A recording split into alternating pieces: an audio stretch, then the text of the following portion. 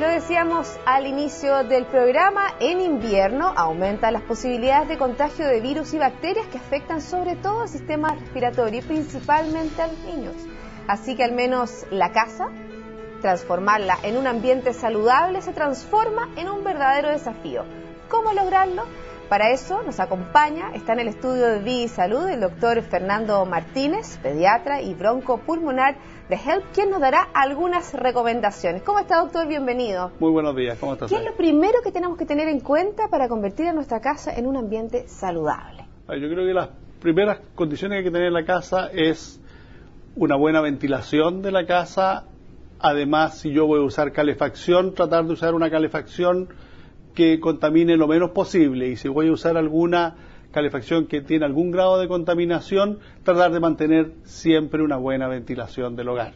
Hablemos entonces de los tipos de calefacción que uno puede mantener en el hogar, porque hay varias. Correcto. Parafina, gas, electricidad. Hablemos de los distintos tipos de ella y las contaminaciones que se ha comprobado. Han hecho, por ejemplo, estudios de ingeniería de cómo contaminan cada una de ellas. No, correcto. Y si, lo importante es que si voy a tener combustión, digamos, que algo se va a estar quemando dentro de un espacio cerrado, va a haber contaminación. Por lo tanto, ahí ya yo tengo para elegir si tengo algún método de calefacción que no produzca combustión dentro de la casa, va a ser más limpio. Lamentablemente son los métodos más caros, ¿no es cierto? Como es calefacción central, en que yo tengo fuera de la casa la fuente de calor y hago girar por los radiadores o por el piso de la casa el calor, que ese es como el método más limpio, y lo mismo ocurre con la calefacción eléctrica, digamos, que son métodos bastante limpios. Y al hablar de las estufas, por ejemplo, siempre se dice que las de parafina son las más contaminantes, aunque se ha desarrollado todo un mercado de estufas a parafina que han ingresado con fuerza a nuestro país, pero siguen siendo las más contaminantes. Correcto, las estufas en que haya combustión dentro de algo que se esté quemando dentro, ya sea la mecha de la estufa parafina o una estufa a gas dentro de la casa, sin lugar a dudas son del grupo de estufas las que más contaminan. Antiguamente, cuando usábamos la calefacción a leña, también las salamandras, las chimeneas también producían mucha contaminación. Ahora, si yo voy a tener una de estas estufas, si yo ya tengo con algún sistema de extracción de los gases hacia afuera, como puede ser una chimenea, ya voy disminuyendo la contaminación. Y si yo tengo de estas estufas con tiro balanceado, sobre todo aquellas que toman el aire del exterior, hacen la combustión y botan los gases al exterior, también tienden a ser más limpias que las que producen combustión dentro del hogar. Lamentablemente tienden a ser más caras y mucha gente se ve forzada a tener estufas de combustión interna, que son las que producen contaminación, y lo que hay que tener ahí es la precaución de mantener siempre ventilación en el hogar. No solo las estufas contaminan, sino que también el cigarrillo puede ser una importante fuente contaminante dentro del hogar, ¿no? Así es, y eso es muy, muy importante considerar, porque yo puedo tener el hogar más limpio del mundo, pero si dentro del hogar las personas fuman, los niños van a estar expuestos, y las personas que no fuman van a estar expuestas al humo del tabaco, que es un tremendo contaminante intradomiciliario. ¿Aunque estén las ventanas abiertas, doctor? Aunque estén las ventanas abiertas, yo diría que si hay niños en una casa, en esa casa nadie debería fumar dentro de la casa. Así de fuerte la recomendación, porque está demostrado que el humo del tabaco es tremendamente nocivo para los pulmones de los niños, para los pulmones de todas las personas. Sigamos hablando, doctor, de cómo mantener nuestra casa saludable, limpia. Vamos a desmitificar, ¿le parece?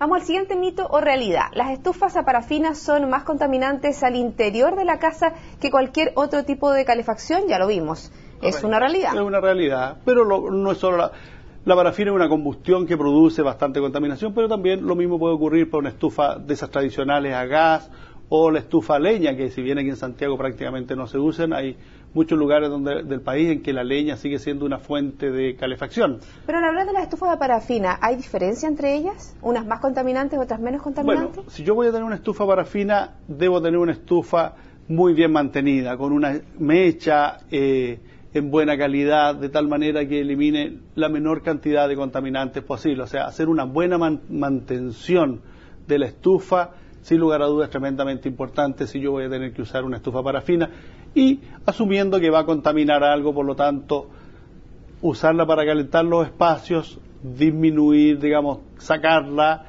tratar de usarla lo menos posible porque mientras esté prendida va a estar contaminando. Sigamos con los mitos, doctor. Dice, para las personas con asma, ¿se recomiendan las estufas eléctricas o a gas?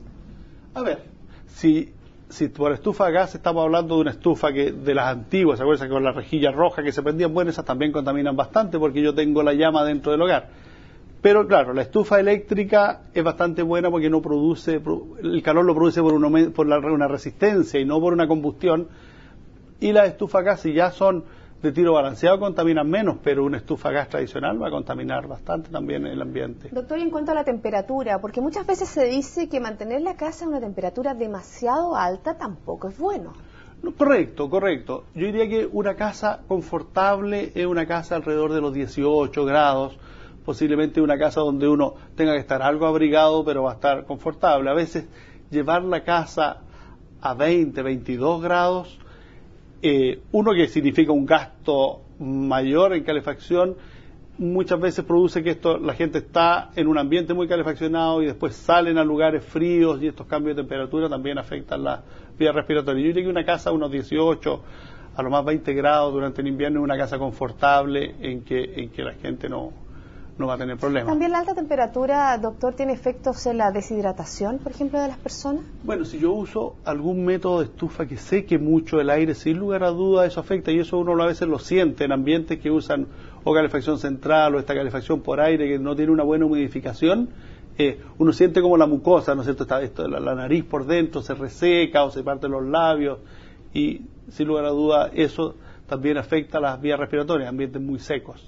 Recuerdo que antes eran muy usuales los vaporizadores, incluso con algún olor a algún árbol del sur, ¿no es cierto? Como para tener un poquitito más de humedad. Sí. ¿Son recomendables? No, porque hay que pensar que la mayoría de nuestras estufas que usamos normalmente hacen el fenómeno contrario a lo que describíamos recién.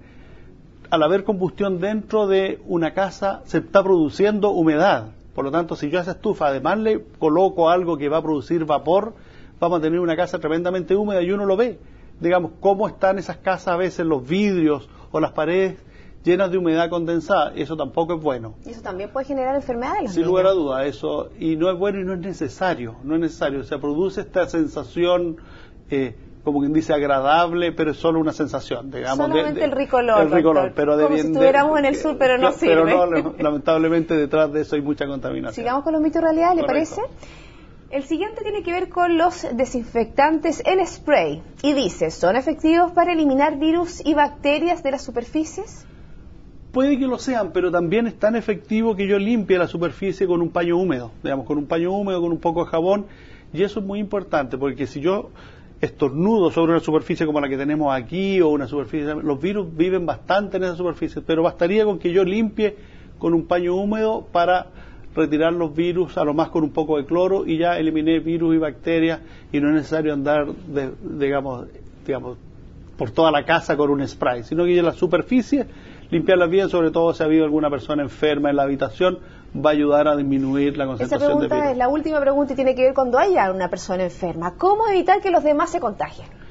A veces es bastante difícil, sobre todo cuando son niños que van de una habitación a otra, pero generalmente si hay un enfermo y hay niños en la casa, yo diría que bueno, si el niño puede evitar ir a donde está la persona enferma, sería recomendable. Y si yo voy a atender a la persona enferma, cuando salga de la habitación, que me lave bien las manos, es una medida básica y tremendamente importante. El lavado de manos cuando uno atiende a una persona enferma es muy, muy importante para evitar que yo con mis manos le lleve el virus al resto de la familia en la casa. A veces, digamos, es imposible que el niño, no sé si la mamá es la enferma, los niños van a entrar y salir de la pieza de la mamá y se van a tener que enfermar, digamos, pero forma parte de la vida. Bueno, pero prevenir es mucho mejor, Así doctor, es. Y con usted conversamos las distintas herramientas para prevenir, para hacernos cargo, ¿no es cierto?, de las enfermedades que se producen en el invierno. Que esté muy bien, muchas gracias. Muy bien, de nada, hasta luego. Y terminamos aquí el capítulo de hoy de Vida y Salud. Ahora los dejo, como siempre, con toda la programación de CNN Chile. Hasta pronto.